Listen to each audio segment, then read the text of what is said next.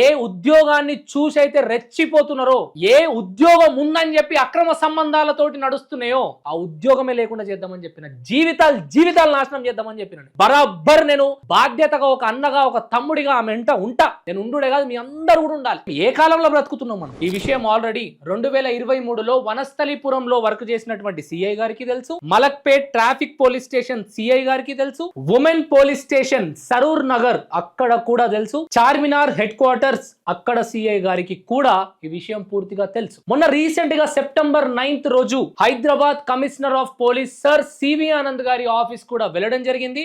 అక్కడ కూడా కంప్లైంట్ రాసి ఇవ్వడం జరిగింది. ఆ అమ్మాయి నా దగ్గరకు వచ్చి విషయం అంతా చెప్పినప్పుడు, ఎందుకులే అమ్మా మాట్లాడుకుంటే సరిపోతుంది కదా అని వేదాన్ మీడియా టీం కూడా ఆ భర్త కానిస్టేబుల్ కి కాల్ చేయడం జరిగింది.